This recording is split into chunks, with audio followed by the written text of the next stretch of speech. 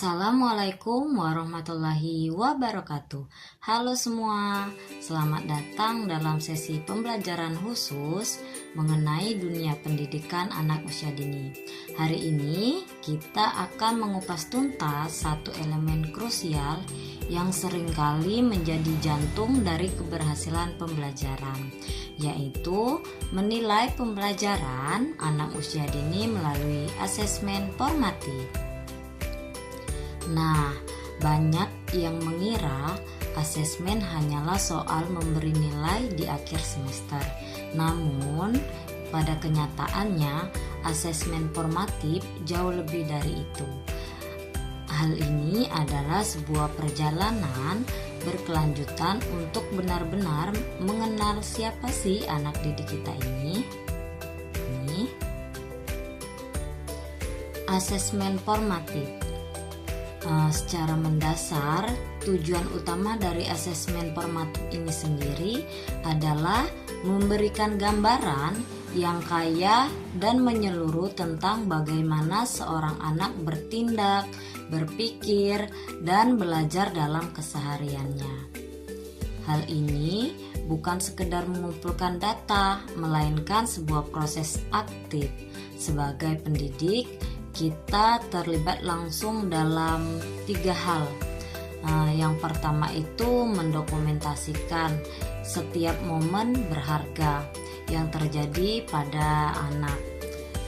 Yang kedua, menganalisis pola-pola perkembangan yang muncul. Yang ketiga, merefleksikan informasi tersebut untuk merancang dukungan pembelajaran yang lebih personal dan efektif di masa yang akan datang. Selanjutnya, mengapa pendidikan anak usia dini berbeda dalam artian karakteristik pembelajarannya.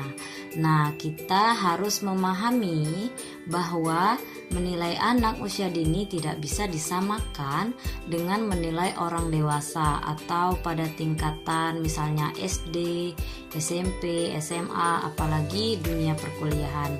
Nah, di sini ada 3 hal karakteristik unik yang harus kita pegang, apalagi kita sebagai pendidik anak usia dini. Yang pertama itu ada dinamis.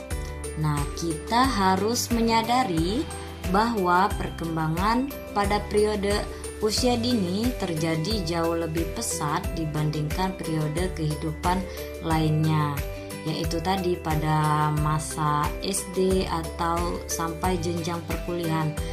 Karena itu sangat berbeda ya teman-teman.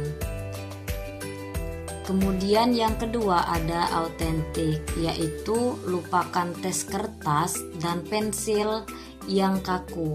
Asesmen terbaik dilakukan melalui observasi dekat dengan pengalaman sehari-hari yang bermakna. Penilaian harus muncul secara alami dari aktivitas anak sehari-hari, misalnya di sekolah, bukan dari tugas yang sengaja dirancang khusus untuk diujikan kepada anak-anak. Apalagi jenjang yang kita dalami yaitu anak usia dini ya teman-teman. Kemudian yang ketiga ada variabel dan episodik, yang artinya perkembangan anak itu tidak linear atau selalu rata. Ada kalanya seorang anak unggul di dimensi fisik namun sedang berproses di dimensi linguistik atau emosional. Nah, selain itu, perkembangan ini sangat rentan dan sensitif terhadap kondisi lingkungan di sekitar mereka. Jadi hal ini melibatkan juga kondisi lingkungan yang sedang anak alami ya, atau berada di lingkungan yang bagaimana itu sangat berpengaruh ya teman-teman. Selanjutnya landasan filosofi dan teoritis. Agar praktik kita memiliki dasar yang kuat, kita juga harus merujuk pada landasan sosiokultural. Di antaranya ada Zone of Proximal Development atau dikenal dengan ZPD. Melalui kolaborasi antara orang tua dan anak, kita dapat mengidentifikasi apa yang bisa dilakukan anak saat ini dengan dukungan. Nah, sebelum nantinya mereka mampu melakukannya secara mandiri. Yang kedua, ada agensi anak, yaitu kita memandang anak bukan secara objek, melainkan subjek aktif. Nah, mereka memiliki peran untuk mengelola kontribusi mereka, mengambil inisiatif, dan tahu kapan harus mencari bantuan. Yang ketiga yaitu konstruksi makna, artinya pembelajaran adalah dialog. Pendidik dan anak bersama-sama membangun pengetahuan melalui interaksi berkelanjutan yang disebut dengan sustained shared thinking. Selanjutnya ada metode dan pendekatan asesmen.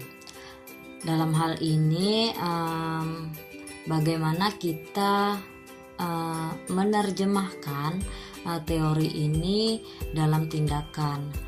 Ada beberapa metode yang bisa teman-teman atau Bapak Ibu terapkan. Yang pertama ada observasi dan empati.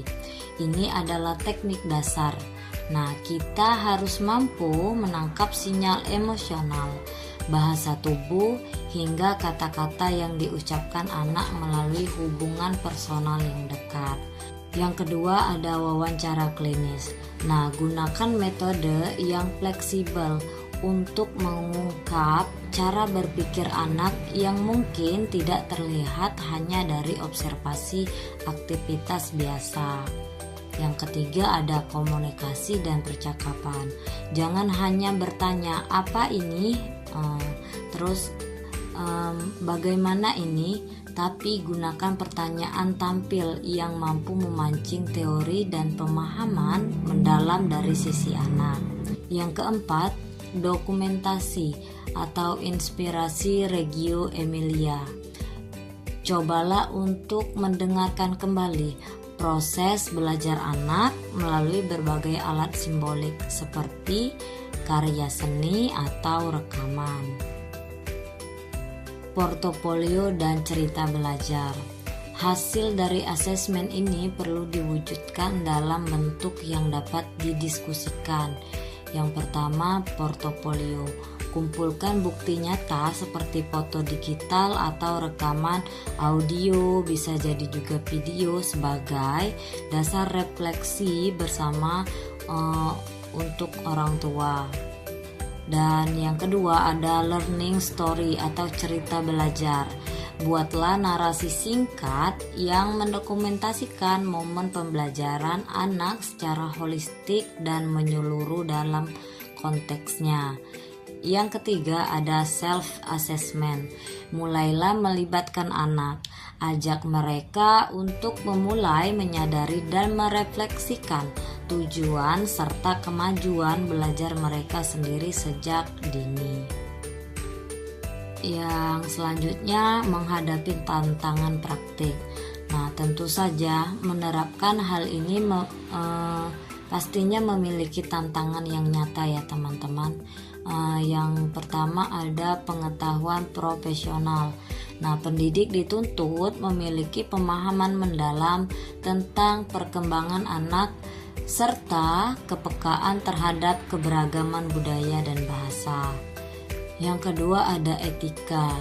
Kita harus selalu mengedepankan konsultasi dengan orang tua dan benar-benar menghargai suara anak dalam setiap laporan yang orang tua sampaikan kepada kita. Dan yang ketiga adalah manajemen waktu dan isu struktural.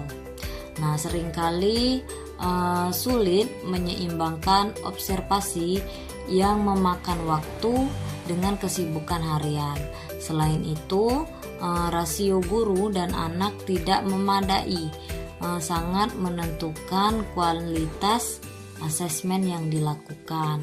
Baik, untuk pembahasan pertemuan pada kali ini mungkin itu saja yang dapat saya sampaikan ya teman-teman. Simpulkan bahwa Asesmen formatif bukan sekedar tugas administratif, melainkan bentuk cerita dan perhatian kita sebagai guru ataupun pendidik terhadap pertumbuhan unik setiap anak. Dengan melakukan asesmen yang tepat, kita memberikan fondasi yang kuat bagi masa depan mereka. Mari terus belajar dan merefleksi demi kemajuan anak-anak kita. Terima kasih. Sampai jumpa di minggu depan. Wassalamualaikum warahmatullahi wabarakatuh.